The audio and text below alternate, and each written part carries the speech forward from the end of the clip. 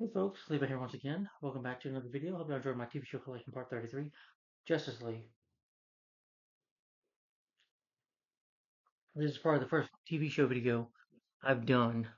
Well, part 33 for Justice League, but these videos where I give my thoughts and favorite episodes of a show that I like. It takes me a while, but what I do, guys again, hi, my name is Leva McNally. Hope you watch my channel. Thank you for watching and supporting. Thank you guys for the 102 subs. Keep on subbing. Let's get to 500.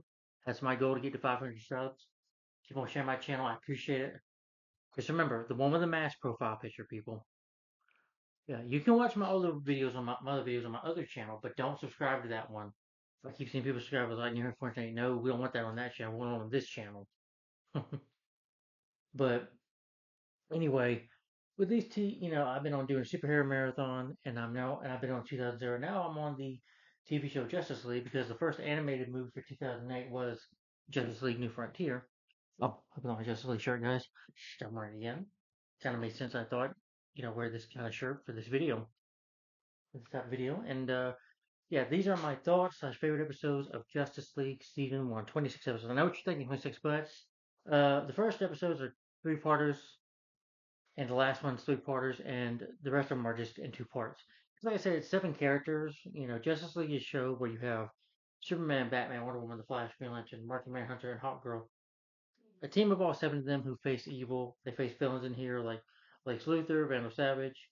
Then you meet Aquaman. They meet Aquaman in this season as well, and they free slaves on War World. Superman faces one of his adversaries, Mongol. You know, and you have Gorilla Grodd here too. And you have a really good voice cast in here. I love the voice cast for the Justice League, and you have the guest appearances I'll get to as well. You have some guests as well, but guest voices as well. But this was 2001. This was a time before you had Spider-Man come out. Yeah. This was sometime after, I think, sadly 9/11 happened, because I think it was September 11, 2001 when that happened. Yeah. We needed a show like this.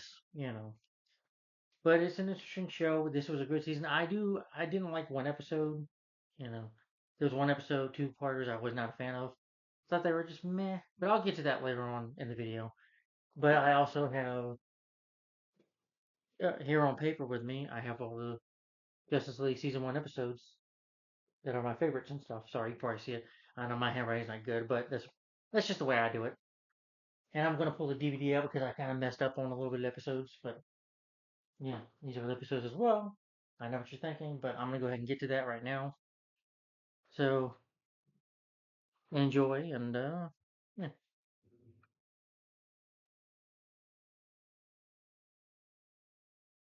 All right. So the first episode is, I've written down here too. One of my favorite episodes of Justice League Season 1. We start with the first episode, pilot episode, I should say, for the series, which is in 3 parts. That is Secret Origins, Part 1, 2, and 3. Yeah. This episode opens up with 2 astronauts named Carter and Ed Reese. They explore the train of Mars. One of them stumbles upon the entrance to this underground cave, and it kind of, opens up on the Earth. They go in it, and the guy gets attacked. The doors open, and something massive rushes out, and it reaches for him. And then it blinks to 2 years later.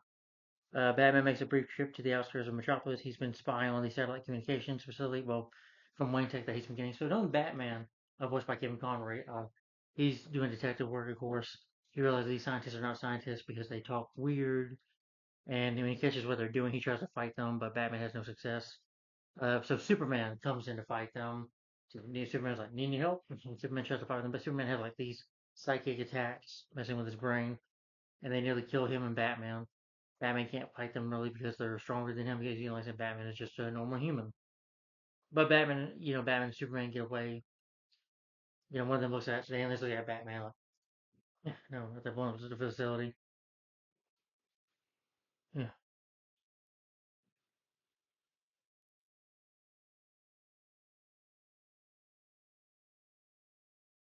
Batman goes to the World Congress or whatever, saying that he's going to help them take care of these weapons.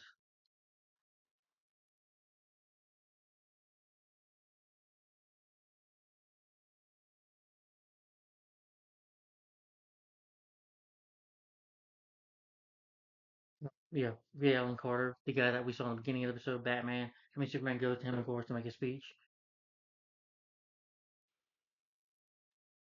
He champions Superman as the protector, so Superman does that, and he's both reliable and more than capable of handling any threats to Earth.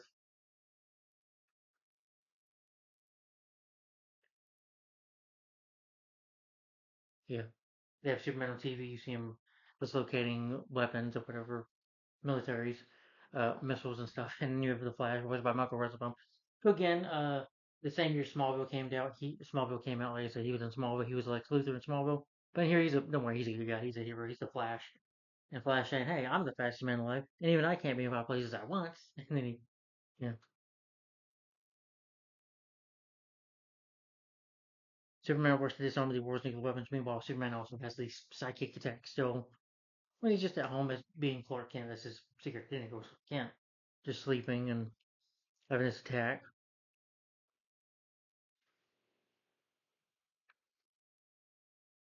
Batman still tries to investigate, continues the investigation. He traces these three fake scientists to a warehouse in Metropolis, but he faces this dog, which is a dog alien, and he's no match for it. So Superman gave him this watch to call for help, and he does. And he's like, Batman, tries to get Batman to a doctor. The doctor tries to take Batman's mask on. Batman's like, don't even think about it. And then all of a sudden you have this alien that looks like this come up, and Superman arrives and manages to save Batman.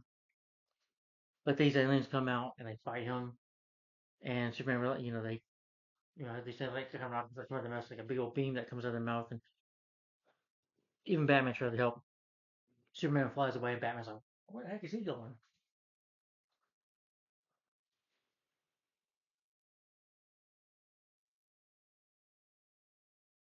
Then you have on them, you see Princess Diana told her mother, saying, "Well, shouldn't we help the world, mother? Man's world." He's like, "Man's world is not a problem. So on these shores, it's not a problem." But Diana, yeah. Well, before we get to that, and that they're God to protect Themyscira. Batman tracks Superman to the U.S. Army base. He's breaking government property. Batman throws him battle range. Not at him, just to get his attention and says, Superman, it's not like you to break government property. And that's when you meet the Martian Manhunter, John Jones.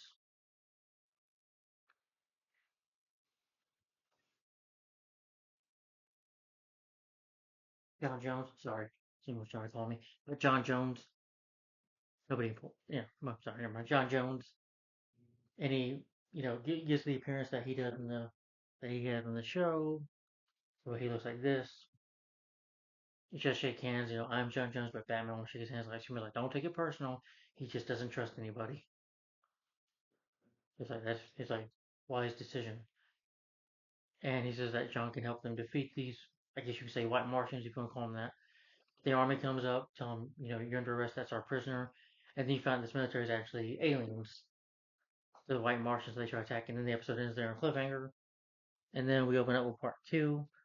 You have on Themyscira, Diana enters the temple of Athena, and she gets her, of course, Wonder Woman costume, grabs the brace of the head, right, I mean, she gets the lasso of truth, and the bracelets, which she can, you know, it kind of makes her bulletproof for fight against guns.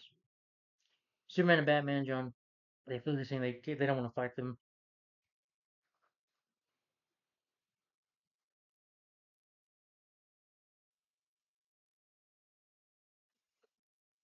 But neutral try to use a fly try to attack them. John Jones gets hurt though, and he's running in the Batwing with Batman. Before anything bad could happen, though, Green Lantern shows up. John Stewart helps him out. Yeah, and then you get four more heroes that show up. You have Hawk Girl that shows up, and Diana shows up. Wonder Woman shows up, and Flash, of course. I like the moments in the episode where Flash is like, just come on like this. Come on, get me. Teasing the thing. Teasing. That was when I started to my tongue out. It was just weird, but but that's what he does.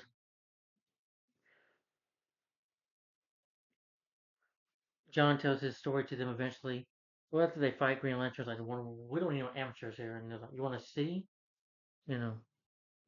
But John tells them their story that the village invaded Mars 1,000 years ago. They wiped out all of his people. They lived in peace until the White Martians came. with the telepathic and shape-shifting ability. John was the sole survivor. They, went for a mission. They fought, and even John's family was killed too. So he's the last, Martian.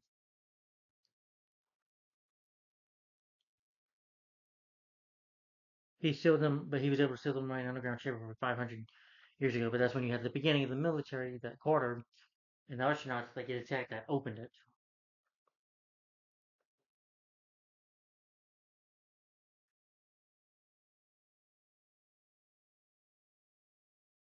We never guessed which Martians used to incorporate the aliens before made from an team Martian planet would not be reproduced, meaning they would have to find another way to defeat them.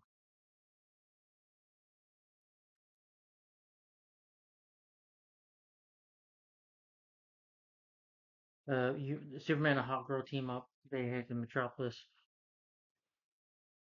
Flash and Green Lantern attack another. Flash, they use jokes, and Green Lantern's like, "You need to be more serious," Yeah. But meanwhile, John, Wonder Woman, and Batman they attack a third one.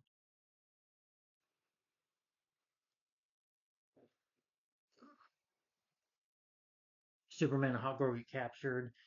Uh, the trio gets attacked. John die in escape, but Batman is cut off, and apparently Batman gets killed off, so Batman dies. There'll be spoilers in here, by the way. You've seen the show. I just don't. Yeah, if you've never seen the show, there were spoilers in this video as well. So don't spoil it for yourself, okay? And then we get to part three. Four main heroes of group in Metropolis. They pair the Free Hawk Girl and Superman. They go into the aliens, to the White Martians place or whatever, uh, the hybrid. And the leader, John Jones, reminds them they don't have time. They think she's Superman and Hawk Girl, but it's a trick.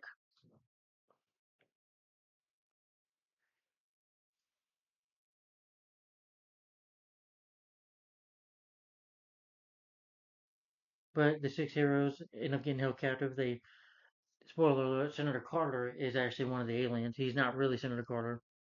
Carter's an alien in disguise. The real Carter perished on Mars. He was killed on Mars. So he uses this as a persona.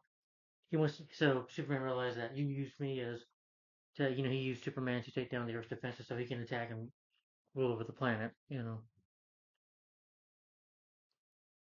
They send a mothership over to the Earth. They receive their leader, the Imperium, who attacks John Jones psychically.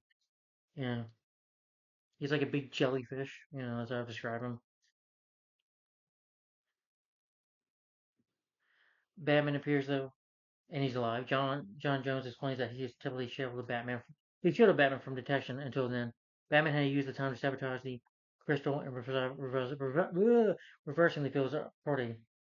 The last parts, and then the sun shines through the opening in the factory's plot. The aliens begin to burn and die, and John, the alien person in Carter is like, "Great leader, get me the get off me, you fool!" and slaps him. But they destroy the Imperium, and the impersonator of Carter dies by the sunlight. Yeah, Superman however gains his powers thanks to the light, thanks to the sun, which gives him his ability. He uses heat vision to free John and Diana from and they free all the people. And Flash is like, "Ew, disgusting!" This was like, "Now, Flash, get them now." Superman says. They all get into a fight with aliens.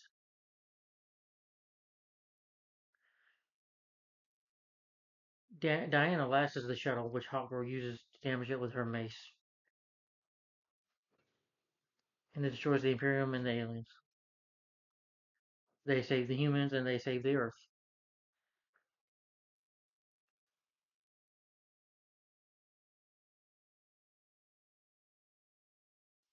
Batman, thanks to his Wayne Tech, being billionaire, he's able to create a watchtower on a space station in space, and tells them that you're able to fight here. And Superman realizes, you know what, I can't do this all by myself. I might be the Man of Steel, but I can't always save the world at a time. I need help. So they decide to become Justice League. They team up and they'll say, "I'm in." And he says, John Jones like, "Well, I don't have a family anymore." Like, "John, you have us now. We're your family. We're your friends." And John Jones accepts it, and they like the team. They become Justice League. Batman says, I'm not much of a people person, team player, but, and you will, when you will call me when you need me. I'm always there. Just signal me. Yeah.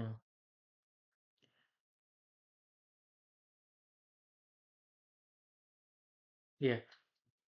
You can say Superman and Bat. Oh, yeah, that was in the episode. So great episode. But thing is, though, you should know, as I mentioned, Superman and Batman know their identities. If you've seen the Superman Batman movie or World's Finest episode in Superman the Anime Series, I think it was Volume 2. Yeah. So they know who they knew each other were. Hmm. They're just different. Yeah.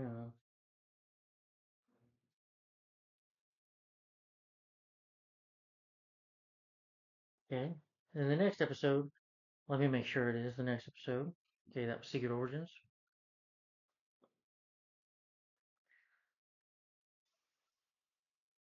Okay, my next favorite episode is in Blackest Night.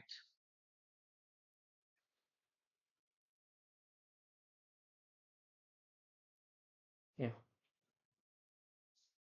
make sure I got it right down here. Blackest Night. In Blackest Night, part one and two, like I said, these episodes would consist of two-parters as well. Like I said, they probably did that back then with these episodes because it was an ensemble cast. I mean, in Batman Beyond or Batman the Animated Series or Superman the Animated Series, they would have two-part episodes, but it'd just be one episode at a time. So sorry. But anyway, the film, I mean, not the film, the show, this episode opens up with the planet RG5. It's got something to do with John Stewart. These judge orders these manhunters, robotic manhunters, to arrest John Stewart, and the lawyer that's doing the voice, there's like a lawyer in this alien planet, and he's actually voiced by Kurtwood Smith. If you've seen the '70s show or RoboCop, if you would consider that superhero from Clarence Boddicker from RoboCop, does a voice here. And one of the manhunters, the lead manhunter, is voiced by James Remire. If you've ever seen The Phantom, with Billy Crystal, not Billy Crystal, Billy Zane. Sorry, Billy Zane. Catherine Zeta-Jones, and yeah. I'm about to say the wrong actor's name. Okay, I'm gonna shut up now because I keep on saying wrong. Sorry, but yeah, him because he was a villain in the Phantom, and he was in the Arrowverse show, another superhero show. He was in Black Lightning as Gambi, I think. But the rest, John Stewart, and you just get the show's opening of the theme, dun dun dun dun dun. Dun. You also say happy 23rd anniversary because the show yesterday was 23 years now since the show's been out. So, but anyway, what happens is our John is walking down the street in his old neighborhood. He's just on no clothes. He meets a French teacher of his, tries to shoot a basketball. He stops a robbery just by using his ring. In the Watchtower, though, you have Flash and Hawkgirl and John Jones. They detect the incoming manhunters. They fly to intercept them, and they push Hawkgirl. Hawkgirl, she will get into a fight. She does not hesitate to fight. She will get in there with and attack your ass with that maze. Superman joins them though with an earthquake. He says, "Sorry, bad earthquake." And I don't think Wonder Woman's no Wonder Woman's not in this episode. Some of the characters, some of the Justice League members are not in the episodes. So yeah, Wonder Woman's not in this episode.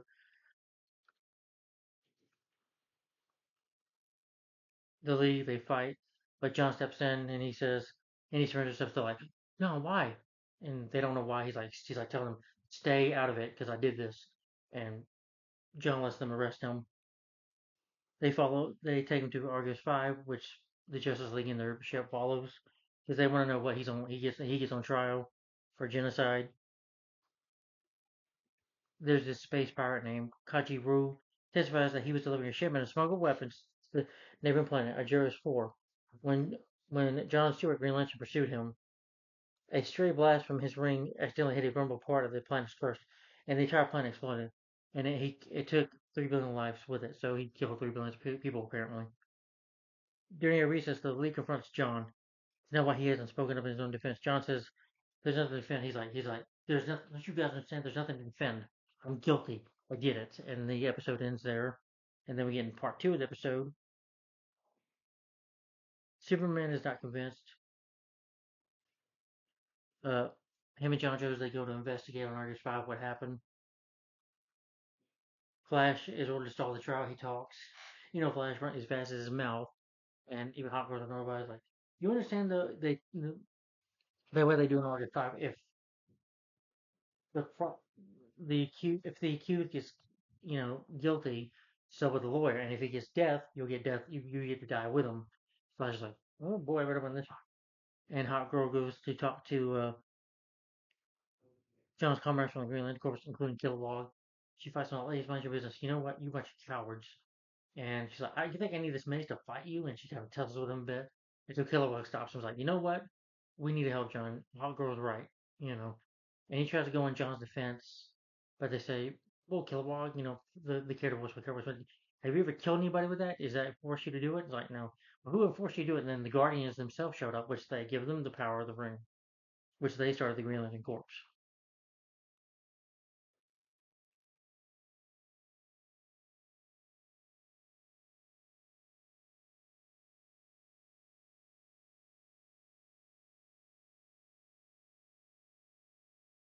But meanwhile, Superman and Martian Manhunter, they go to Argus Force Moon. They find out something's wrong. They find out that the moon should have lost its orbit for the planet. They investigate a cave. They're then attacked by Ro, who has followed them, intending on maintaining secret, but is brought down by Hawker, who has followed him, knocks him out. John gets pronounced guilty, and he and Flash are sentenced to death. Superman and Joe run back just in time for the execution is out on his signal. Hawker destroys the generator. They reappear. John then pounces on Ro, demanding to know why he did this. Ro confesses that it was the Manhunters that paid him to carry out the charade, because the Manhunters were once. You find out that the Guardians created them. They intended to draw the Guardians away from Oa. That's what they wanted. They're planning to destroy Oa for good.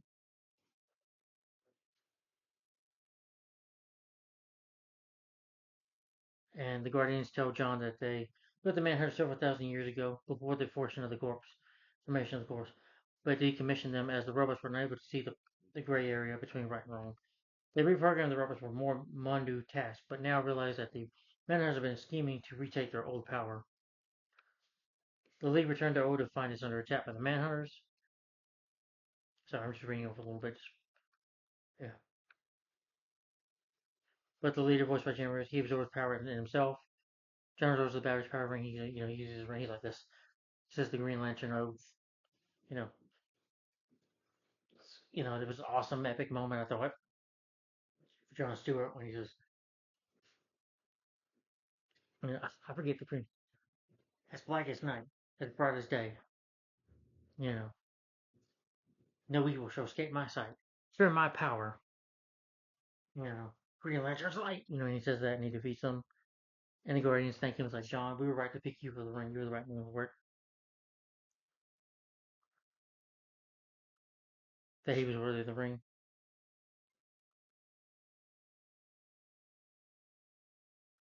Then John leaves Owo with his teammates, and he appreciates them for what they did. But it was a really good episode. I enjoyed that episode. It was really good in my opinion. All right, my next favorite episode.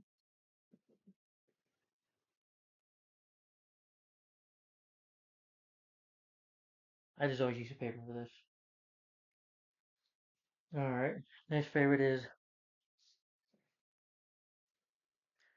The Enemy Below, Part 1 and 2. Now, I never thought Aquaman was an interesting character, but I like this episode. I thought it was really good.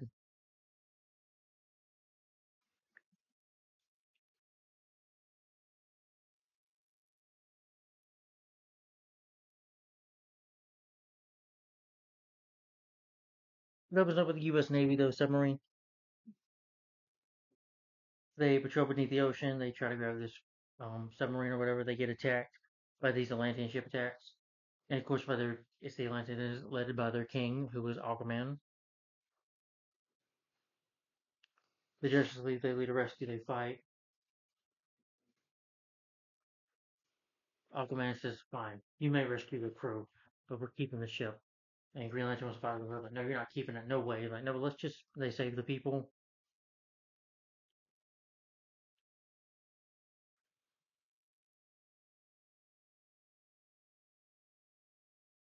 And Superman talks to Aquaman, this could be handled differently. He's just going to visit the service, you know, go to the service world and address to the world leaders and talk to them. Aquaman is skeptical about it, but he promises to consider the suggestion. Get back in Atlantis, he listens to his counsel of his brother Orm, who don't agree with Aquaman. Aquaman's like, "You don't like my leadership, you can get out of here or you'll be arrested." And Aquaman is married. Of course, he has a son, a little boy, baby boy, and his wife is Mira. And she's like, "Well, maybe we can try to make peace with the world, with the surface world."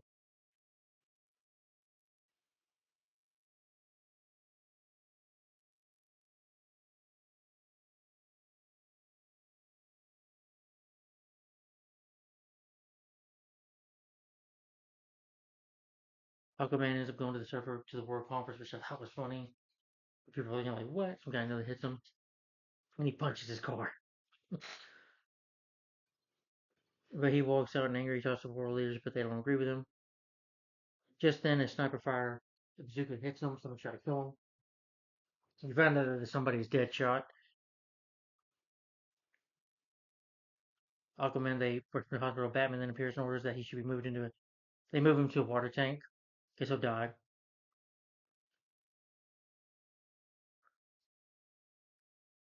And Orm, you find out that his brother Orm is planning to be king.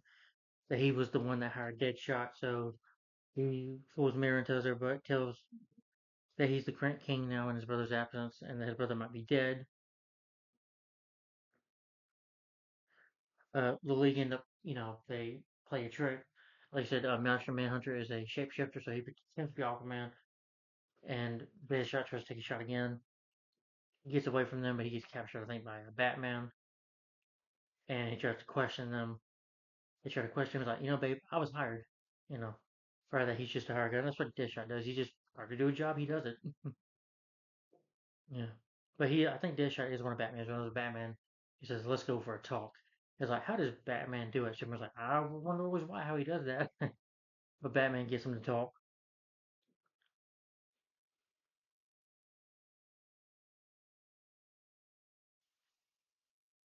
John stays there. The Green Lantern suggests, John stays there with him, with Aquaman, to tell him, you're staying here. He's like, I can't tell time for this. He goes back home. He punches him out.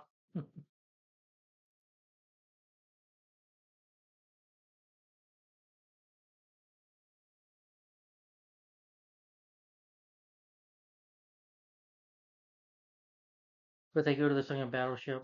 The planet I think it was Green Lantern that found it out. He thought Aquaman did it at first, but it was actually Orm who stole these plutonium, and he's planning to use it. Orm is planning to do an attack on the surface of the planet to start a war. He's starting to see his brother on throne. Orm says he's sick of Aquaman's tolerance for the surface dwellers, so he gets his army on him, and they attack him. Yeah, and then the episode ends there with Aquaman getting captured by his brother. Yeah, and the other Atlantean warriors. Then in part two, Aquaman attempts to stop Orm, but Orm indicates him. Has what the Aquaman has. Damn. Yeah, the trident. Okay, yeah. He shocks him with the trident.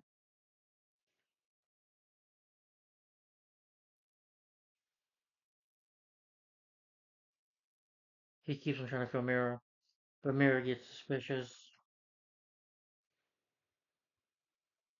She finds her son empty, and she thinks there's something going on. So Mira sneaks around a little bit. Orm tells her that it won't be harmed to the corp. Here to protect him.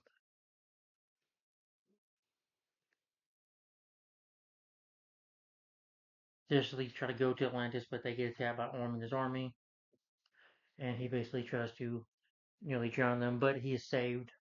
But they get saved thanks to Mira.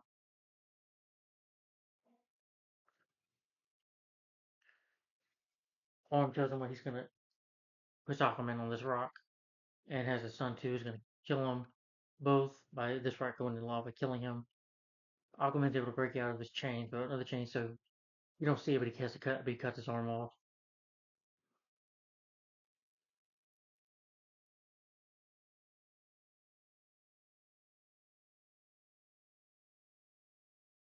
Yeah, but Aquaman's able to save his baby. He just lost his arm. He gets a doctor to work on it.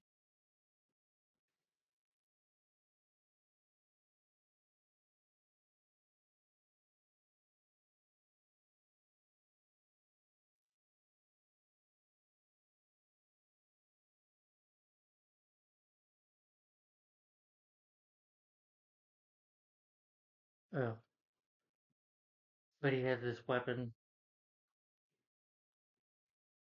It's his reactor, and he fights on a bit. You know, eventually he's able to arm falls to his death after him and Aquaman fight.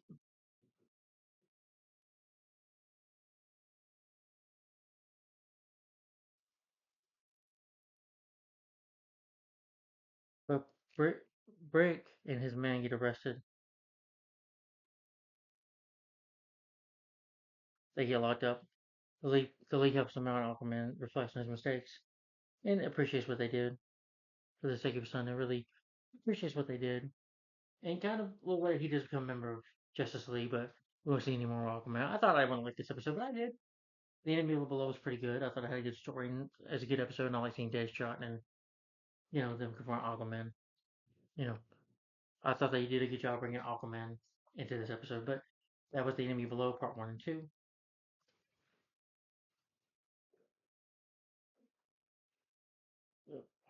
Sorry, I'm just kind of wondering to myself.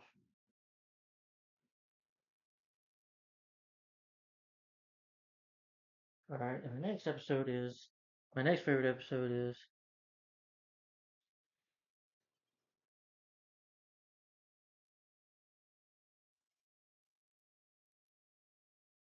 Injustice for All Part 1 and Part 2.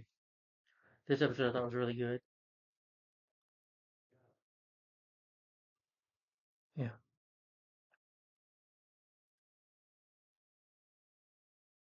I'm just going by the disc too. So, but Injustice for All, I presume it's the next episode when they put it right on the disc.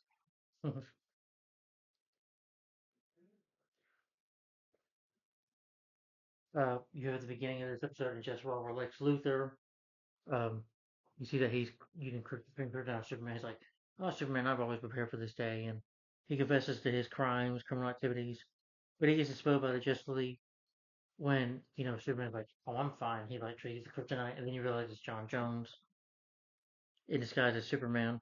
And then you have Batman and Green Lantern and telling him they recorded conversations all over how he smuggled weapons through customs, giving names of those he bribed. Batman gets all the kryptonite and puts it in his belt. But Luthor has a backup plan, as an explosion going on top of his office. An office that he has, in Lex Corp. Blows that top off and gets in his aircraft. Superman flies up to him, but Luthor has a seizure and he gets sick. He's like, Lex. Superman does save him from crashing. Luthor wakens in the hospital bed. He claims the change won't stand in court. But he's like, Lex, that doesn't matter. He's like, listen, this doctor informs that suffering from a blood cancer caused by a long-term exposure to the kryptonite. He said, but kryptonite only affects you. But since Lex has used much of kryptonite many over the years in his battle with Superman, I see how he keeps kryptonite around him. Just green kryptonite just to, if Superman ever attacks him or if he's planning to kill Superman with it. But eventually this gets like sick and he's mad. He goes to jail, wants revenge, and he's like, you did this. He ends up in going to Strikers Island.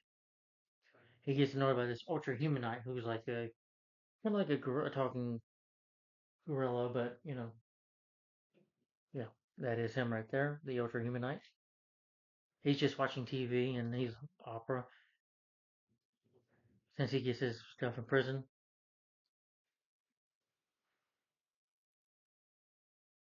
Superman's able to talk to him through TV. Like, why don't we help each other? He makes a deal with him to give him some good money. He's like, everybody needs money. But Luther uses it, dynamite, to set a building on fire. Well, uh, Humanite is able to get these orders coming to his cell, and he shocks him to death, and they're able to escape. They summon a group of other super criminals.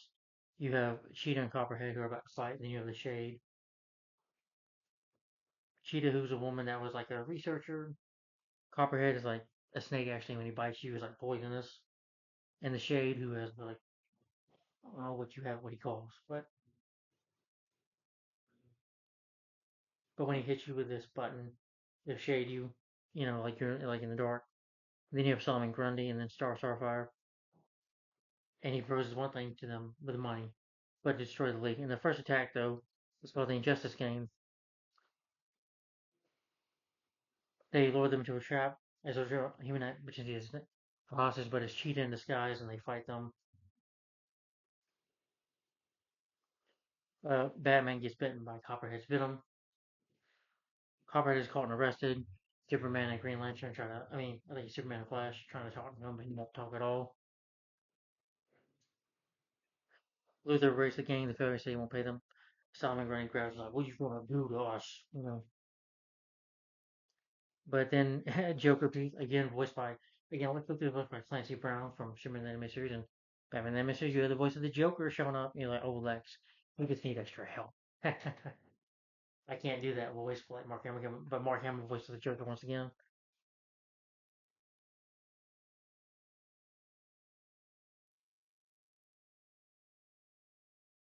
Yeah, the Joker not he tried Solomon Grundy tried to attack him, but Joker used him with the air horn. He's like, "You need me, Lex." He's like, "We don't need you. You're crazy." No, he's just like, "Because I know how the bat thinks." And it's a bat tracer, a bat shaped homing device. And Luther realizes that he should trust him because even though Joker is insane and crazy, they're both crazy, but Lex Luthor's more of a businessman, just able to hide the fact that what's on that. But Joker is not. He's a clown, friends of crime, and he's full blown crazy and a little more different. The two, like, feel like Batman and Superman, they're both different, from each other. Um, but they trick Batman and the gang's like pretend like they're playing cards. Joker knocks him out with his bag. Uh, and then Joker, after knocking Batman out, goes, yeah. There's this laugh. I can't do this. I cannot do Mark Hamill laugh, people. I'm sorry. If you meet Mark Hamill in real life, which I would like to do, by the way, because I love Star Wars, of course, but that Joker laugh, no one can ever top that. His Joker's laugh is the greatest. I like Heath Ledger's and Jack Nicholson's too, but for me, the best voice of the Joker, the best laugh has always been Mark Hamill, in my opinion. And then Batman awakens in his full body titanium restraints, which they use from John's telepathy. They take turns guarding him. Luthor takes Batman's utility belt to in his lab in case he needs more information. And Joker's like fooling around, like, "What are you gonna do that, Alexi?" But he doesn't want to leave. He doesn't want Batman dead. He just wants to question Batman. He has Solomon Grundy watch him, but also Human Knight. He's like, "Human Knight gets paid more than you, doesn't he, Grundy? Isn't that unfair, Grundy?" And Grundy's like, "Yeah, they fight." Because Luthor can see it on the camera. He's like, "What are you two doing?" And then he has Cheetah watch him, and Cheetah and Batman talk, and Batman uses kind of his charm on her. He's got that Bruce Wayne charm. You know, they share a bit of a kiss. You know, and the Justice League don't know where to find Batman. But meanwhile, the utility that they find was looks like they look for that it's a bomb. So Luther sends to the Watchtower Shade, Sapphire, and Grundy up there. They knock out John Jones. He tries to have a fight with them. They plant this bomb.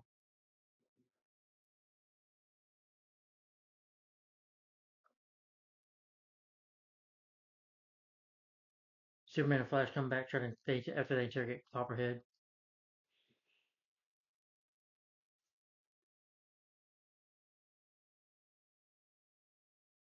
Someone telephones them. I won't say who, but they have Injustice Gang. Somebody calls them from Injustice Gang to warn them, and they search for it. I think Green Lantern finds it, and they put it.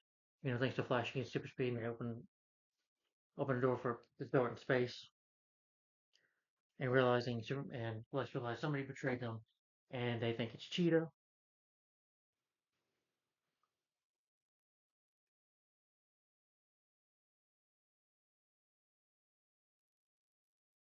They're about to quit though, but Luthor offers them more money, so they go for it.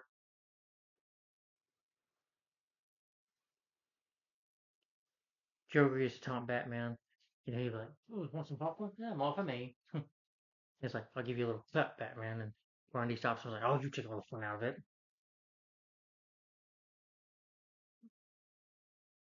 Batman's like, "Can I have some water?" So Batman drinks the water and spits the water, on the machine, on the device, and he's able to contact John.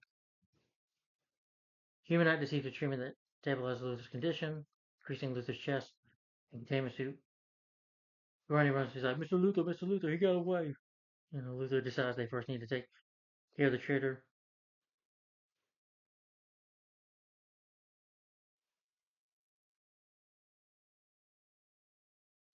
Human Knight surrenders though. Lex tries to fight with, has that Lexo suit. Tries to fight Superman. He's searching out on Superman to kill him, but eventually the league beats them and they get captured. The Joker tries to run, but not. Whereas Batman once before he tries to come up with his gun. He's like Batman, and Batman knocks him out.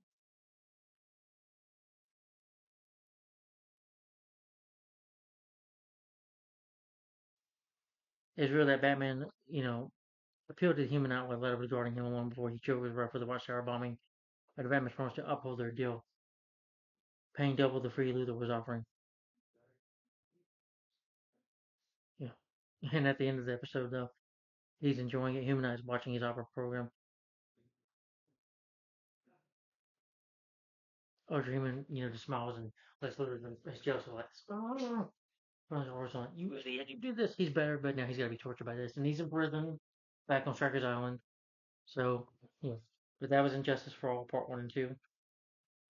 Good episode, in my opinion. Definitely great to see them, going up against villains. Especially, it was great seeing Lex Luthor together and Joker in episodes, so that was awesome.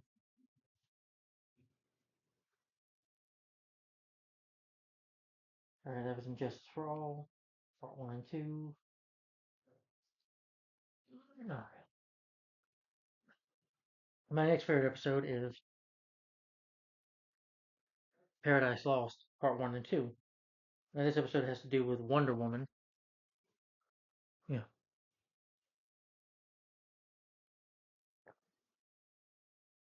Well, we're in 14 minutes and okay. Well, you open up with a tropical storm that opens up.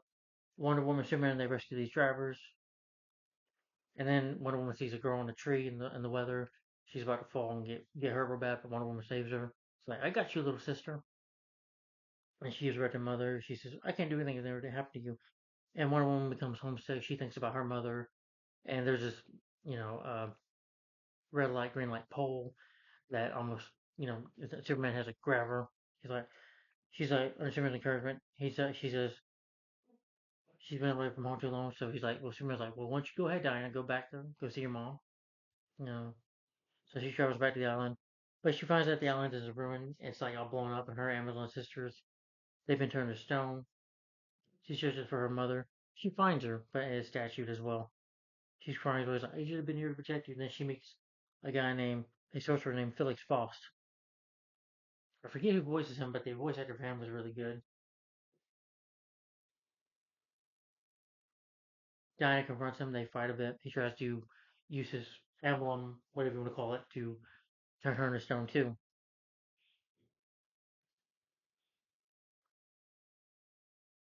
And then he's like, "Fine, I'll let you see your mother." But he talks to them. He only attacked them because he turned them stone because they tried to attack him. But he's looking for these three pieces of artifacts.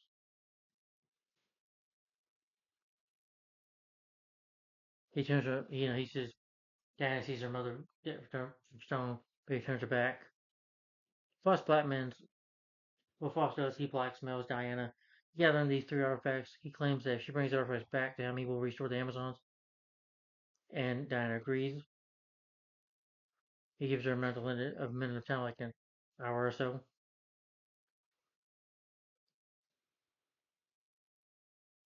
Um, Faust is actually talking to Hades, which I'll get into that story later.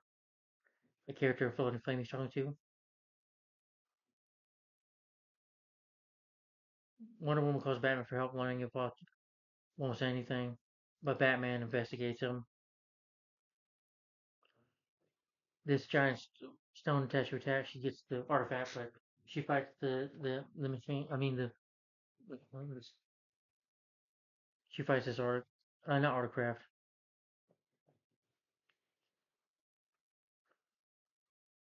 He's convicted by Superman. Like, why are you stealing this? It's like, it's not your son. He's like, it's not the business. This woman was in Batman and Superman's sister. It is my business when one of my friends is in trouble. Yeah. She explains the situation to him, and they, along with Flash and John Jones and Batman, volunteer to help. Flash and John get to collect one of the artifacts. Flash manages to snatch the artifact from a temple.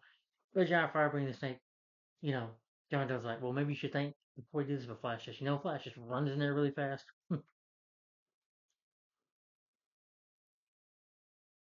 Superman and Diana find the other fact buried underneath it. As soon as they touch it, the artifact flashes and they see each other as demons, so they start fighting.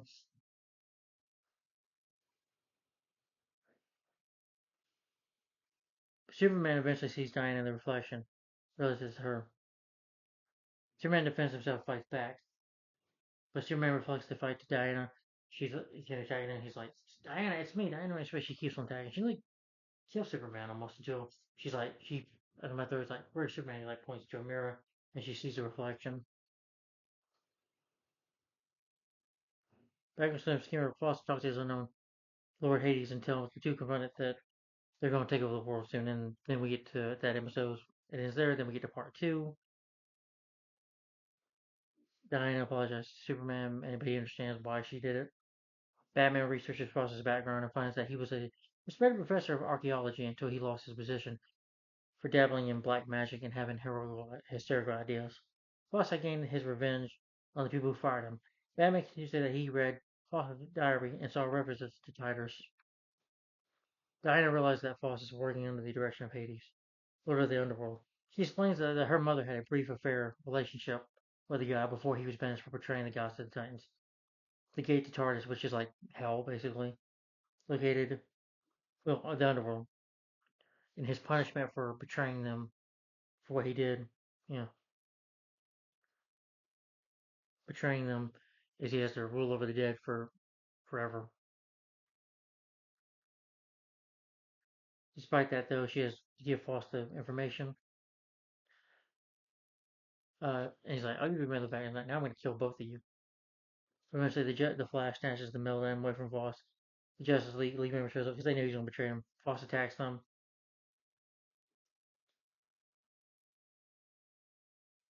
but he's able to use these thorny finds and also bring his sacrifice Diana's mother. And she just tells Voss, "You don't know what you're doing with your own listen." She's like, "I don't want to listen," because he's working for Hades, doing it, worshiping Hades as a god because he believes that he will give him knowledge. You know, he's like ultimate knowledge is what he wants.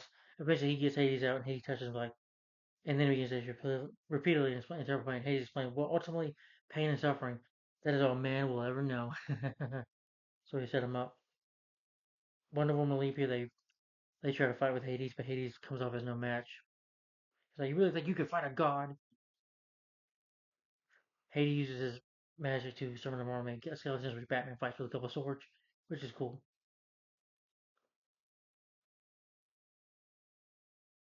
And Frost awakens angels above the truck. He attacks Hades. Hades changes into a beast, tries to attack Diana's mother, Hypta, but he subdues her. Still deals with her. Diana destroys the key, causing the gate to close. It sucks Hades and his mission, including Frost, back to Tyrus. Hades attempts to Frost, ends up becoming skeleton. They're in the gate. They're nearly this close, but she's able to grab her mother, and she kicks Hades, and Hades ends up back in where he goes. Flash pulls out the medallion, and once it's touched by the sunlight, it destroys the spell. It's broken,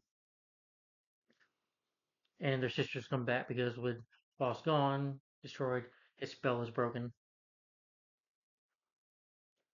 Superman, John, and Batman, Flash and Batman, they're considered heroes of Themyscira. I don't think Hawkgirl was in this episode, no.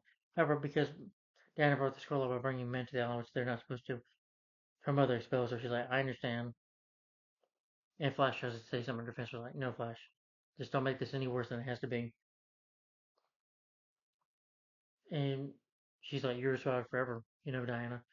She didn't want to do that, but she has, as queen, one woman understand, Diana understood it. Her mother, as queen, has to do her responsibilities. That's just the way it is. And the Mascara, you know, you break one law, you're going to forget. That's just the way it is. But it was a good episode. It was kind of a sad ending too. Oh, the one who voices Hades though is John Rice Davis.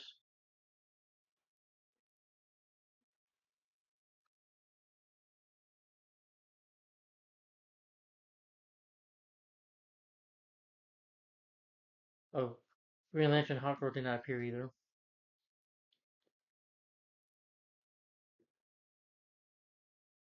Oh, it's Robert G. Leland, Freddy Krueger himself, who voices Felix Faust. So, yeah.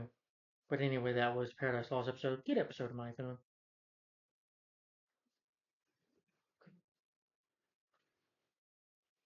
So that's Paradise Lost part 1 and 2. Okay, my next favorite episode is War World, part 1 and part 2. Yeah, we just got a couple more to go, guys. I know it's taking a little long, but like I said, these are in two-part episodes. And I just like to go in depth and talk about stuff. That's just me. But the episode opens with Superman and John Jones. They plane explosives in this asteroid. Well, Hogwarts monsters in from the Watchtower, but this can detect a pocket of gas inside the asteroid and destroys it. Superman and John are unconscious. They get knocked out. Or loses them. First, Green Lantern's like, "How could you lose them? You're supposed to be watching them." Like, why don't you just give them a try? So they try to go find them. Their bodies get picked up by an alien ship, and they say, "Wait a minute, a Kryptonian?" And since Superman is the only Kryptonian left, they said take him to War World, where they have a leader named Mongol, who was voiced by Eric Roberts. And mentions the last, if you've ever seen, well, I think he did a movie called Best of the Best, but I've never seen it. But I've seen him in The Specialist with Stallone, and he was in The Expendables as well. Yeah, and I think he had a short cameo in, you know, playing Sam Sweeten or whatever Ben Stiller's character in that movie, or the Cable Guy. You know, or I think he was in that episode of King of Queens as well with Kevin James. Yeah.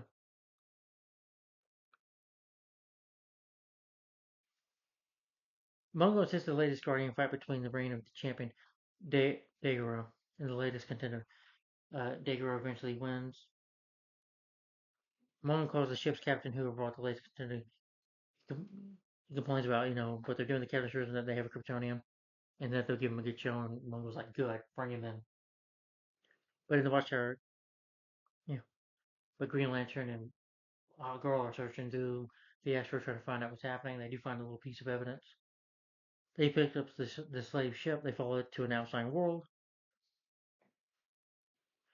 They interrogate them. You know, Green Lantern's just talking to a guy. One of them, Hawker starts to fight in a bar. But eventually, they would talk to one and convince him to take them to War World. Superman awakens in the cell, breaks free of his chains and finds John, but his powers are weakened by the planet's atmosphere. They try to escape, but can't pass through the prison, and Superman tells him to leave, but John doesn't. Mongo is hearing. He's counting. Oh, sorry.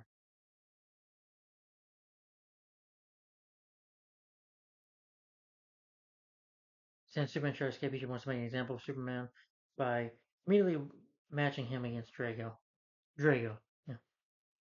While his powers are weakened, John Jones can do a little more than that as a spectator as the fight goes on. Superman's like, we don't have to do this. Drago punches him. Superman fight. And really, rips Superman's cape. But Superman fights back.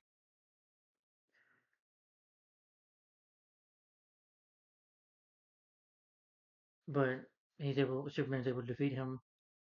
And Mongo tells Superman to kill him. Superman doesn't kill Superman. Like, no, I'm not gonna do it. He's like, do what I will kill you. And then Mongo's like, please kill me. Give me a warrior's death on the battlefield. And Superman's like, I'm sorry. I can't do that. And Mongo prepares these robots to shock Superman and kill him. And the episode ends there. Then we get into part 2 of the episode. Superman withstands it. But John Jones is able to get the crowd to say, Superman, Superman, because Superman is a good warrior. They start cheering Superman, Superman. The crowd takes up to the cheer. Mongo realizes that asking Superman what to alienate his subjects, which means he makes them fight. But these people, they don't really have homes. They don't really have to pay for food, or Mongo doesn't give them anything. They're basically like his slaves. As long as he gives them good fights, they'll serve him and go by what he says. So he sends Superman back to the cell. They warn him that both Mongo and Draco are angry about the events in the arena and tell him that arrange an escape route for him. Superman says he can't leave without John, and instead asks him to smuggle away the unconscious Drago, which is being dragged away by discarded. You know, but he tells him that Drago will feel shame that he can't live with the shame of defeat, and he'll come for you and he'll try to defeat you. They send Drago away, and Drago wants to get revenge on both Superman and John Jones. So he puts like a, marks an S on his chest by burning his chest to get revenge on Superman. Algor and Gunnington call eventually claim themselves an alien ship. They get distracted, so the guy pushes the glass, he passes them out. They land on the same world where Drago has been dumped. So trying to push him, where's War? He's like, I can tell you where War was at. Drago takes them there, but he knocks Green Lantern out. Mogul offers Superman a choice from his next fight with Mongo himself. I'll watch a death ray under his control. He plans to destroy Earth. He says this machine that can do it. That's how he kept Drago under his control.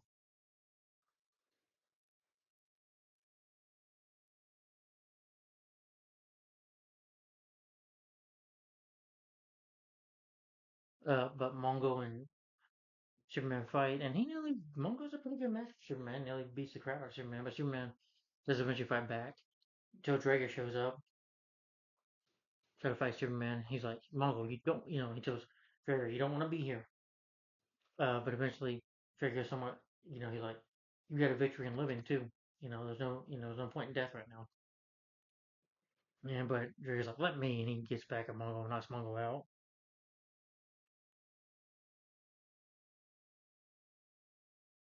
He takes his crown. Of course, Superman refuses. But Drago to take it, and he rules the people well, and he does. And then they leave, and then that's the end of the War World episode.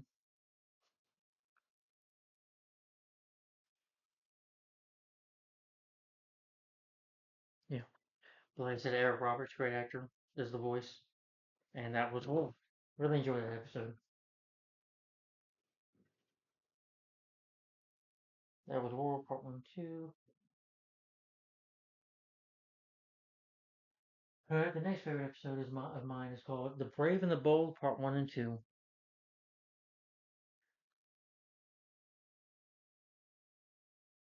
Alright, we're almost done, guys. We're getting there. Anyway, the Part 1 in Africa, you have this archaeologist couple who examine the remains of the prehistoric men. Behind them, they notice by them this mountain disappears. They see a dark gorilla on a bike saying "humans," and it's from Gorilla City. But then you have Central City Flash, who is, of course, hanging out just eating and hanging out with these girls. He saves them from, like using his super speed from getting hit by a truck. That, you know, and Flash chases after them using his super speed. Oh, I thought it was funny when one of the girls says, "We should have asked for his phone number." Trouble starts with that when a low truck comes speeding down the street, shoving aside cars.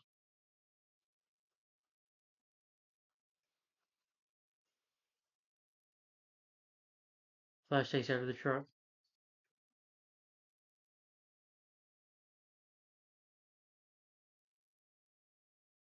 He shoots a futuristic looking pistol at Flash.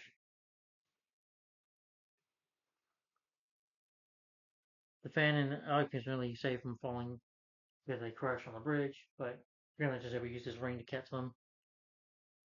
And Flash is like, I got it, sure. They find these container of radioactive types. They share, they're like, why are you driving fast? Why are you driving like this? And shooting at me. And he's like, guy's like, well, I don't know what you're talking about. He's like, that ring a bell at all? It's like but you find out they were in mind control. They were in a trance. They don't remember what they were doing. They check their IDs. Find out these guys are scientists. They go to this institute. Flash and Lantern. Preston Times' colleague, Dr. Sarah Crowan, says that she has no explanation for their behavior except possibly stress from overwork. While she speaks to Lantern, Flash notices an old gorilla among the left, so he tries to give him a banana, and he takes a banana from Flash, like, hey, and he's like, no feeding the animals, please. Flash grabs a snack, and I thought that was funny. Everyone all these things they can eat. Lantern, they get this report of a gorilla has been sighted downtown, and Flash rushes. And he's like, Green Lantern's like, I gotta kill him. He's like, wait, you gotta pay for that. And that was funny. Flash chases down the gorilla. The gorilla speaks, and at first, Lantern doesn't believe him. He even steals the car. And so he goes like, I don't have no second interest for another driver, so get that car.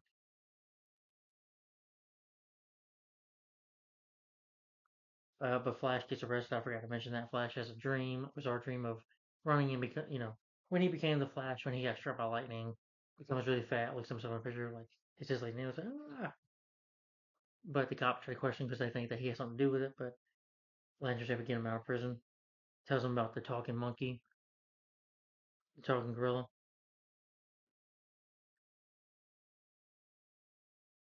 Lantern is skeptical, but gives Flash the benefit of the doubt. They eventually meet the gorilla. Green Lantern tells him though, and he introduces himself as Solovar. He's the chief of security for Gorilla City, a civilization of hyper-intelligent gorillas hidden from mankind.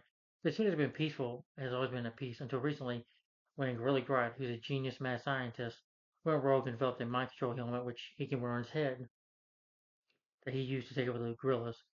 But they stopped him. The authorities developed resistance to the helmet and chased Grodd out, but now he's sworn revenge on the city.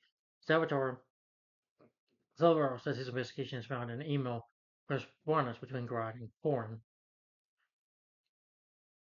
And Flash tries to run back there, of course, goes to Avatar, but, tries to question him. It's like, why are you working with him? And he gets knocked out by Grodd, and Grodd says, that was for the banana. I hate bananas.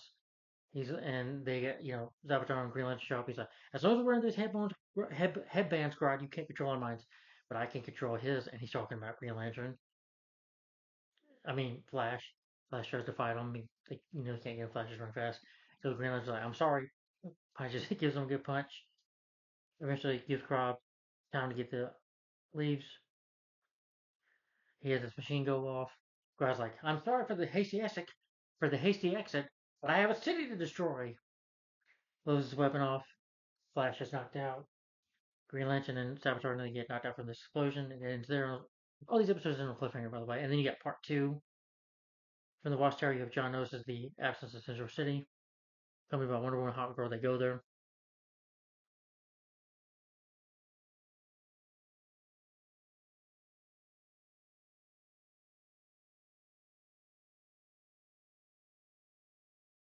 The three of them wander through the city. It's abandoned state. That the residents of Central City are now controlled by Grodd. Grodd is now holding court in the city square. Lantern Flash, they confront him, but Grodd takes his supporters on them, puppets on them. Because Flash gets their attention, Flash runs off his mouth. They try to attack them.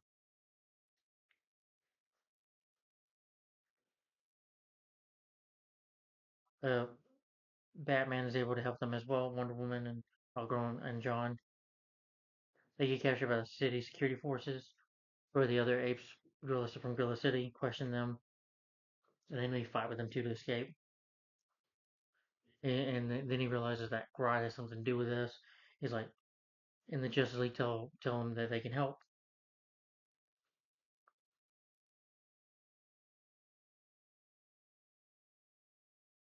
Uh,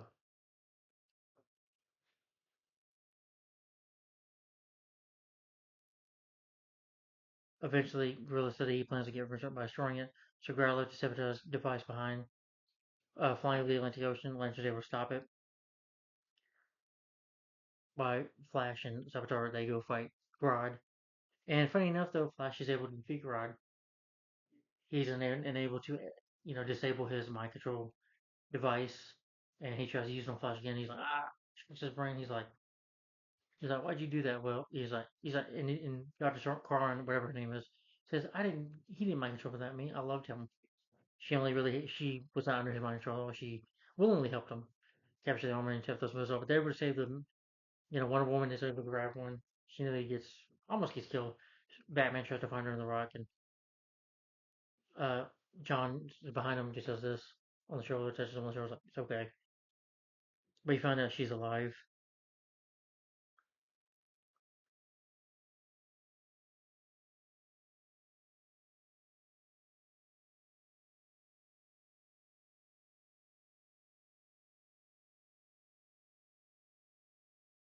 Yeah, and they're happy because they're saved.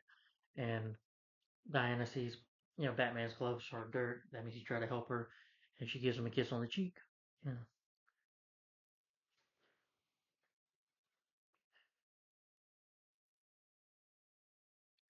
The League meets up and goes to the leaders thank them for their help. Silver shows them Grodd. He's now a brain dead vegetable, bearing almost comic resemblance to a zoo ape. However, as the League and Silver walks away, they, you see Grodd's eyes disappear and they narrow with hatred. That means he's still somewhat there. Yeah, but good episode in my opinion. It was nice. Billy Grodd is, I believe, the nemesis of the Flash. Yeah, he is. But for guest star voices, you have the late Powers Booth as Grodd. If you've ever seen Tombstone, he's in that as Curly Bill, I think, and in Sudden Death, he's the main villain in that movie. Red Dawn, uh, that movie with Brandon Lee, Rapid Fire. Yeah, he was in Rapid Fire. And you have an actor named David Ugan Steers as Salvatore, uh, as Salvador. But I basically know this. Oh, he also was Penguin and stuff too. But when I think of his voice, though, I was thinking, isn't that the guy who voiced Cogsworth in Beauty and the Beast? Probably. Well, good episode. All right. Let me mark this down. That was the Brave and the Bold, part one and two. Just make sure I'm marking it down. Okay. For the next episode, my next favorite is Fury, part one and two.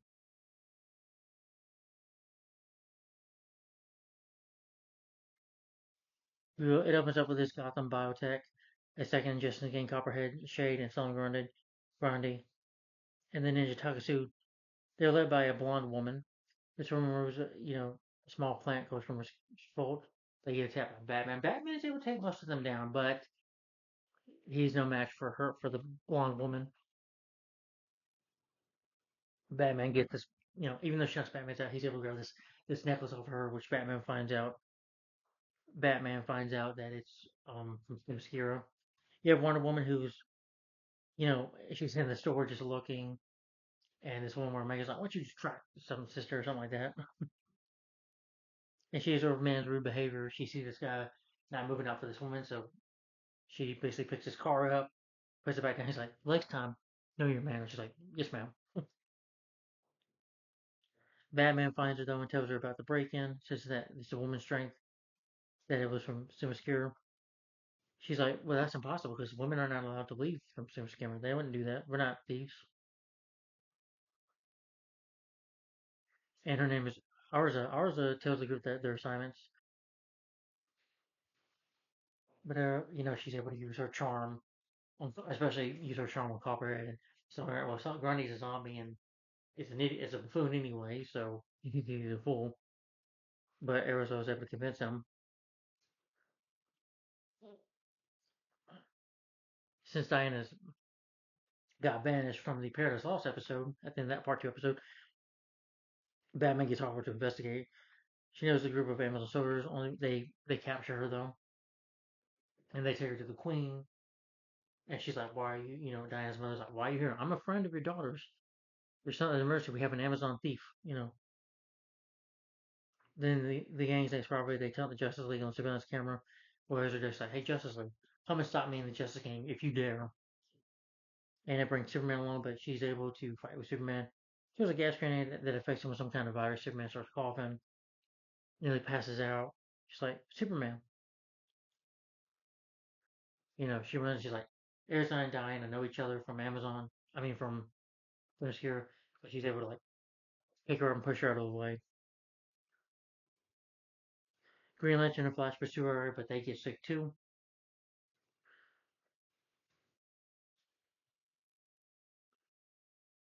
He shows her this necklace, and the Queen, I can't say her name right, but she notices it.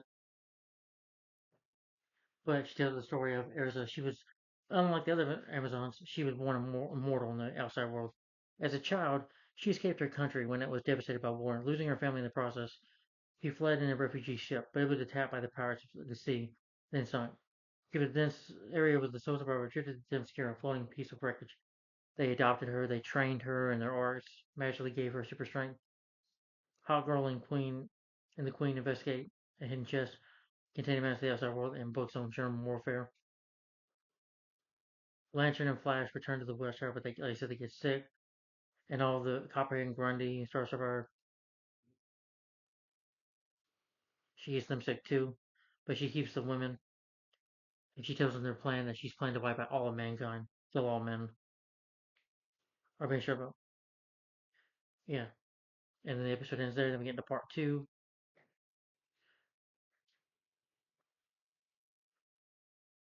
Asa reveals to them that her plan is nothing less than to kill the entire male population of the world. First, they think that she's crazy, but they're willing to do it. Hot Girl and Wonder Woman are left because even John gets sick too. He touches Batman's cape or whatever, and they must have the sentence on it. Because Batman does help out as well. But Batman gets sick after trying to save somebody from a bus. And then John follows. They steal in this military base. They get a stealth bomber. They get run by the Queen. And she's like, "You don't understand." I'm like, "I've come too far to stop." So she knocks her out, ties her up. Hot Girl gets lured to the base by Sapphire, who says that she'll team up with them, but she's really just a trick. But she does it. Arrow says, "Wonder Woman and Dinah, you can join me. We can be a team here." And she's like, "No," and she's like, "Man's world isn't perfect," as she's seen in like the Secret how people can act, but they act out of fear. And it's like, but I'm still gonna protect them no matter what, you know. But they can't stop them because the mother's on board. Hot Girl finds a sample of the virus, but when she goes to the Watchtower to, John gets sick.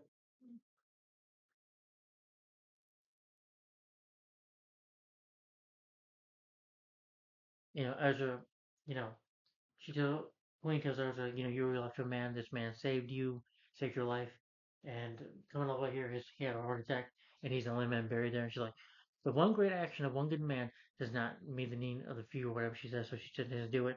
So her and Wonder Woman fight.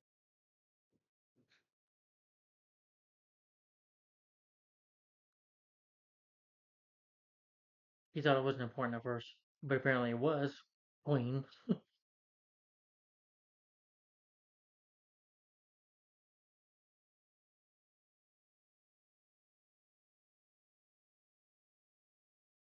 Hawkgirl rescues the Queen, puts her on the Justice League ship, knocks out the missiles. There's a hits Diana enough to knock her out of the plane. After tries to explain the post, she wants to still blow the weapon up.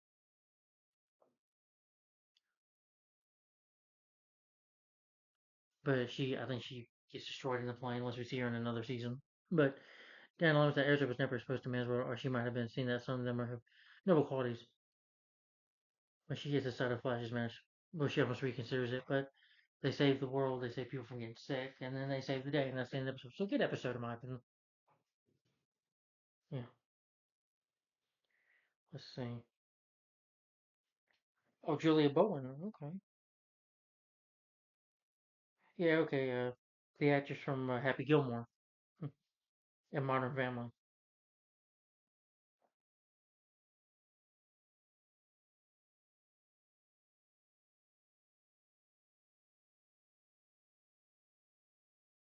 Anyway, that was Fury Part 1 and 2. Alright.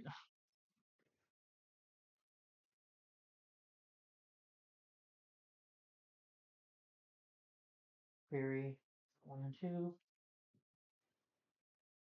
And then the next episodes are Legends Part 1 and 2. Still got a bit more to go, guys, but we're getting close to getting done, okay?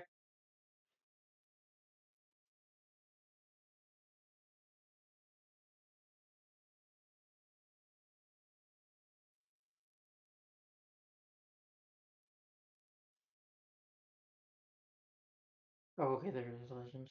Alright. This was a really good episode. Didn't think I would like it at first, but I did. It opens up with the Justice League fighting a robotic. This episode is Legends Part 1 and 2, by the way. They are fighting this robot that is controlled by Lex Luthor, a remote location. Superman tears it open, and Batman destroys the reactor.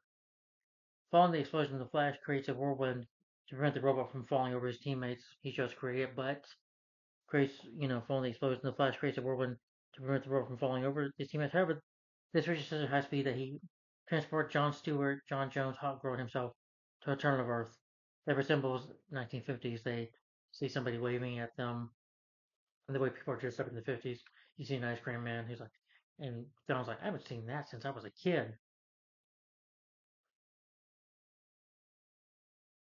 They try to make contact with Batman Superman, but no success. You know, they realize that they've been transferred to another world. John prevents a villain from stealing Violin, the music meister. They meet the Justice League Guild of America. You know, who is the Green Guardsman, Black Siren, the Streak, Tom Turbin, and Catman. They fight the leaders. They kind of fight with them thinking they're villains at first, but the Flash saves their useful sidekick, Ray Thompson, who is a boy, from being crushed. And they realize, wait a minute, they're not villains. And the Justice League goes back to the headquarters, and they invite the League to come along. They want Hawk Girl to help them. Black Iron wants Hawk Girl to help her make cookies. And Flash teases her like, "You said one more, we'll knock you up." And Tim Turbine explains to the leaders that there are a number of alternative universes, each in its own pattern. He believes that Flash's speed is what caused him to come to the Earth. But he tells them to Turbine. Turbine tells them that he got this machine, that he can start working on it, and it can transport them back home, but it'll take a while. So they make John and them, for John Jones, for John Stewart for Green Lantern. This is he read about them in the comics, and the reason that he wants to wear the ring and become a hero, you know, because he was a big fan of them when he was a child. But he knew them from comic book, but he never knew that they were real people. John explains that Martian Manhunter explains that they may have a subconscious link to the Earth. And meanwhile, throughout the episode, John is having these psychic attacks, which means something is up. Tom Dunbar unveils a gateway design. That's where you have music, the villains, the Justice Guild. Music Master started his own team, which is a magician, Iceman. Whoever can pick the perfect crime, winner gets to choose the next caper.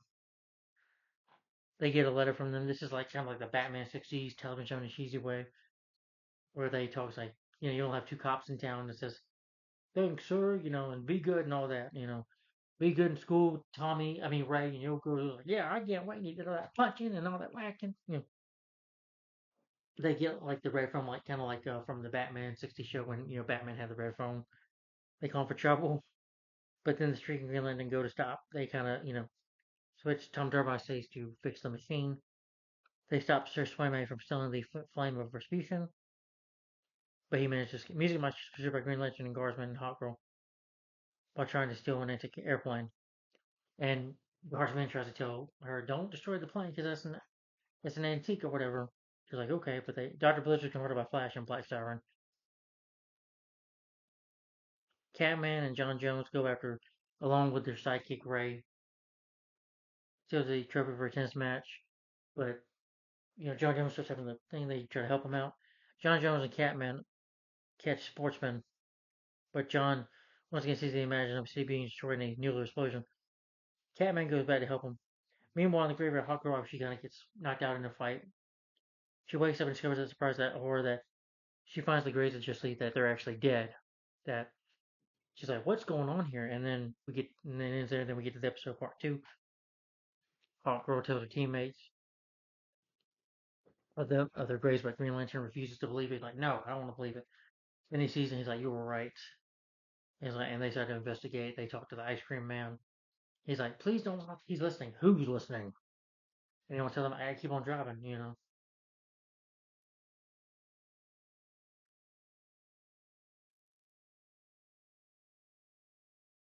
The villains try to escape by the blimp, but Catman and the team knock them. Flash and Black Siren get captured, but Edward get out.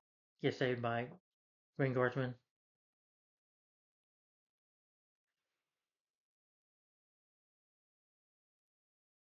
And they go in the library, and there's nothing in the books. Nothing. They're all useless. no newspaper. It seems like this world is just a big fantasy, that somebody created.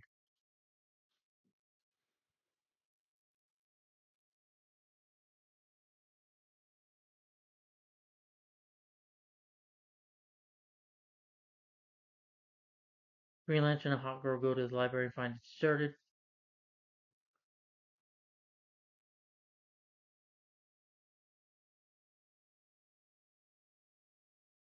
There was a battle there. Green Lantern then finds that no newspaper, which reveals that the peace talks had broken down or was near.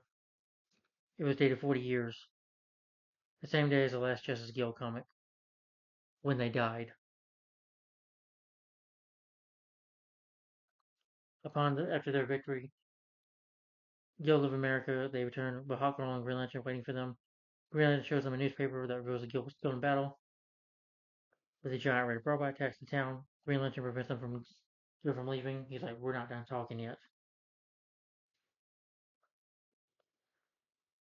And they include that the J themselves are an illusion. Leaving member of civilization destroyed 40 years ago.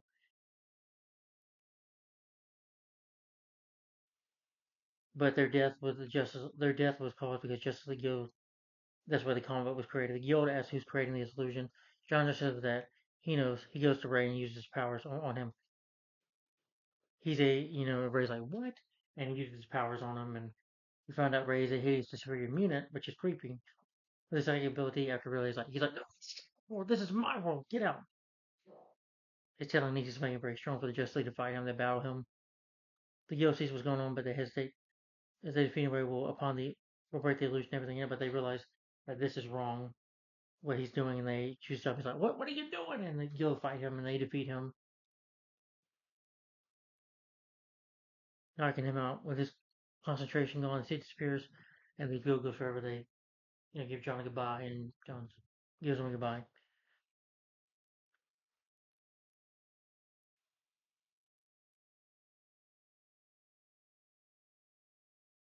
What happened is Ray decided to create a new world based on his childhood, complete with his favorite heroes. In reality, they died. The survivors emerged, happy to be free, saving that they were real, that for 40 years, the guy was in the truck driver, and they thanked them and appreciate what they did. They go back to the world. Lantern mourns their deaths with his heroes, but he says it doesn't make sense. They sacrificed them for belief, so which makes them, enough heroes for us because they saved us, you know. But really sad episode too.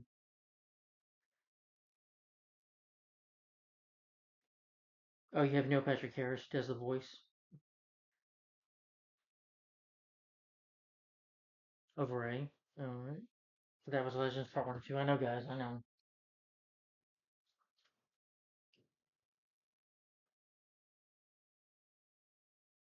Trust me, we're close to being done. All right. Well, this episode I wasn't. This is the episode I wasn't a fan of. That was an episode called "A Night with Shadows" Part 1 and 2. Yeah, which I was not a fan of, to be honest. Basically, here in Part 1, you have in medieval times, Camelot is under siege by an army of demons, commanded by the sorceress Magon Lee Ray. She's at a knight named Jason, but secretly opens the gate, letting her forces in. She embraces her love for him, but she gives him a poison kiss. As Jason Poe sees he's dying, Myrna looks down on Jason and says for his selfish and misguided love, he is doomed to Camelot. Curses Jason with a materially positioned by a demon Ertron, never to rest until he has defeated Lee Ray and then struck with his crime. So he'll have to live for eternity until he defeats her. Yeah. Not that all interesting in my opinion. And then because this villainous Morgana Lee Fay, years later she's got like a mask on because she's decaying, and she wants her annoying rat of a son, to be a king or whatever. And he's annoying. The stuff he does is tear stuff up, just a real brat. But she goes around, she touches people, she turns into a skeleton real quick. Batman is investigating. Jason approaches him. The two men have met before. Jason explains that Morgan is seeking the Philosopher's Stone. She needs it to conquer the world and give the kingdom to her young son, Morid. Batman and Jason Paul race Choto to a castle. Jason throws him off his immortal body and assumes his demon form, but he gets defeated easily by her. John suggests that he tries to locate Li Fei. He reaches out, Leaf seizes his mind and feeds on him. Basically, she seizes John's mind, and since, like I said, John Mars is dead, Mars is gone. She's able to create this illusion for him that he can have his son back.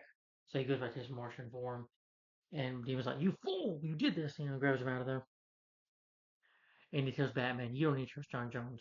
He's gonna get y'all killed."